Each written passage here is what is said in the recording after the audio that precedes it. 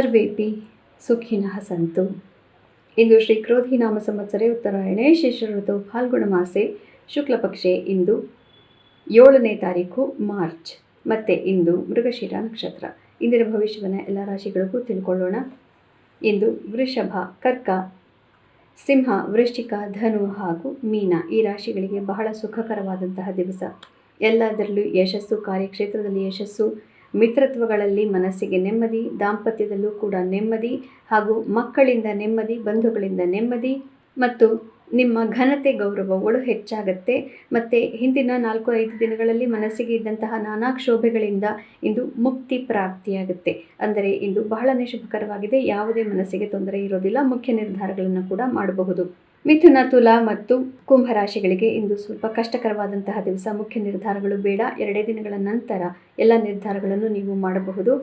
ಮುಖ್ಯವಾದ ಮಿತ್ರತ್ವಗಳಲ್ಲಿ ಅಥವಾ ದಾಂಪತ್ಯದಲ್ಲಿ ಅಥವಾ ನಿಮ್ಮ ರಿಲೇಷನ್ಶಿಪ್ನಲ್ಲಿ ತೊಂದರೆ ಉಂಟಾಗಬಹುದು, ತೊಡಕುಂಟಾಗಬಹುದು. ಬಿಟ್ಟು ಹೋಗಿಬಿಡೋಣ, ಇದೆಲ್ಲ ಸಾಧ್ಯವೇ ಇಲ್ಲ, ಇನ್ನು ನಾನು ಮಾತೇ ಆಡಿಸೋದಿಲ್ಲ, all this is a waste ಅಂತ ಹೇಳುವಂತಹ ಸಂದರ್ಭಗಳು ಕೂಡ ಬರಬಹುದು. 2 ದಿನಗಳ ನಂತರ ಪುನಃ ನಿಮ್ಮ ಮನಸ್ಸು ತಿಳಿಯಾಗುತ್ತೆ. ಯಾವುದು ಸರಿ ಯಾವುದು ತಪ್ಪು ಅನ್ನುವಂತಹ ನಿರ್ಧಾರವನ್ನು ನೀವು ಮಾಡಲಿಕ್ಕೆ ಸಾಧ್ಯವಾಗುತ್ತೆ. ಮೇಷ, ಕನ್ಯಾ ಮತ್ತು ಮಕರ ರಾಶಿಗಳಿಗೆ ಇಂದು ನಿಮ್ಮ ಸಂಸಾರವೇ ಮುಖ್ಯವಾಗುತ್ತೆ ಮತ್ತು ಹಣಕಾಸಿನ ವಿಷಯಗಳು ಮುಖ್ಯವಾಗುತ್ತೆ.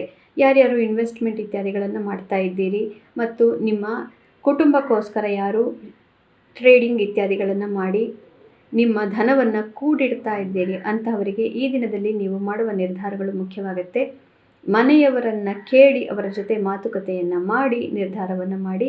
ನೀವು ಒಬ್ಬರೇ ಯಾವ ನಿರ್ಧಾರವನ್ನು ತೆಗೆದುಕೊಳ್ಳೋದಕ್ಕೆ ಹೋಗಬೇಡಿ.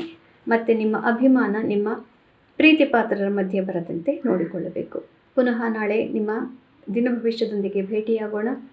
ಅಲ್ಲಿವರೆಗೂ ಕಾಮೆಂಟ್ ಮಾಡಿ ನಿಮ್ಮ date of birth, time of birth ಮತ್ತು ನೀವು ಹುಟ್ಟಿದ ನಿಖರವಾದಂತಹ ಸ್ಥಳ ಇದನ್ನು ಹಾಕಿ ಸಂಕ್ಷಿಪ್ತವಾಗಿ ನೀವು ಏನು ತಿಳ್ಕೋಬೇಕು ಅನ್ನೋದನ್ನು ಹಾಕಿ ನಾವು ಇದಕ್ಕೆ ಉತ್ತರವನ್ನು ಕೊಡ್ತೇವೆ. ಇಲ್ಲಿ ಉತ್ತರ ಪ್ರಾಪ್ತಿಯಾಗದಿದ್ದ ಪಕ್ಷದಲ್ಲಿ ನಮ್ಮ ಲೈವ್ ಕಾರ್ಯಕ್ರಮದಲ್ಲೂ ಕೂಡ ಫೋನ್ ಮಾಡಿ ನೀವು ಸಂಪರ್ಕಿಸಬಹುದು. ನಂತರ ಅಪಾಯಿಂಟ್ಮೆಂಟ್ ಸಿಸ್ಟಮ್ ತಯಾರಾದ ನಂತರ ನೀವು ಇಮೇಲ್ ಕೂಡ ಮಾಡಬಹುದು. ಅಲ್ಲಿಯವರೆಗೂ ಗೀತಾ ಶ್ಲೋಕವನ್ನು ಮನನ ಮಾಡಿ ಮತ್ತು ನಿಮ್ಮ ಪ್ರಶ್ನೆಗಳನ್ನು ನಿಮ್ಮ ಬರ್ತ್ ಡೀಟೇಲ್ಸ್ದೊಂದಿಗೆ ಇಲ್ಲಿ ಕಮೆಂಟ್ ಮಾಡಿ. ಎಲ್ಲರಿಗೂ ಶುಭಮಸ್ತು.